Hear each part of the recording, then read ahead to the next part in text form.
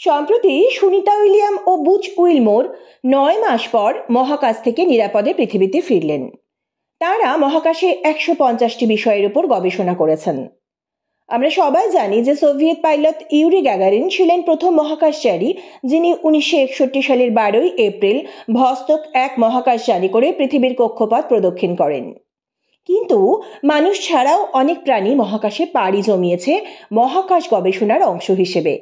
মাছি থেকে শুরু করে মাকড়সা, টিকটিকি, ব্যাঙ, ইঁদুর, মাছ, খরগোশ, কুকুর, বেড়াল, গিনিপিগ, বাঁদর, বনমানুষ, এমনকি কোয়েলের ডিম সহ অনেক প্রাণী মহাকাশ গবেষণায় অংশ নিয়েছে। আসুন এক নজরে জেনে নিই তাদের কথা।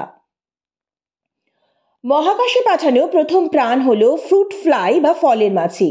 1947 সালে আমেরিকা দ্বিতীয় বিশ্বযুদ্ধে ব্যবহৃত V2 মিসাইলে মাছি ভর্তি করে 109 কিলোমিটার উচ্চতায় মহাকাশে পাঠায়। কসমিক রশ্মির প্রভাব এবং ভবিষ্যতে মহাকাশচারীদের উপর তার প্রভাব বুঝতে প্রথমে মাছি পাঠানো হয়েছিল মহাকাশে। এর 2 বছর পর 1949 সালে প্রথম স্তন্যপায়ী প্রাণী অ্যালবার্ট নামে এক রিসাস বাঁদরকে মহাকাশে 134 কিলোমিটার উচ্চতায় পাঠানো হয়েছিল।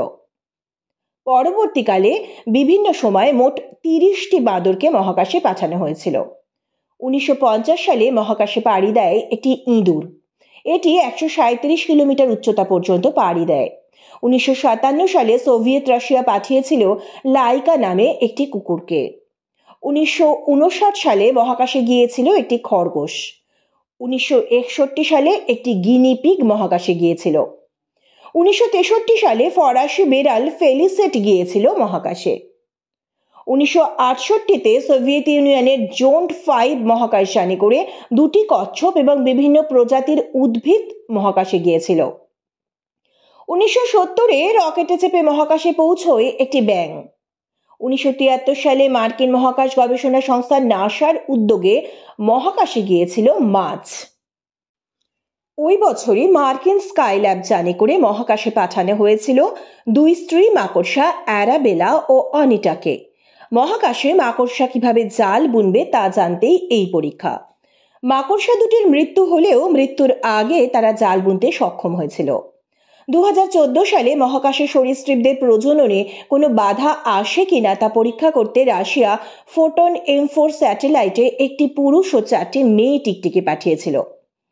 মোট 7টি দেশ মার্কিন যুক্তরাষ্ট্র, সোভিয়েত ইউনিয়ন, ফ্রান্স, আর্জেন্টিনা, চীন, জাপান এবং ইরান মহাকাশে বিভিন্ন প্রাণীদের পাঠিয়েছে।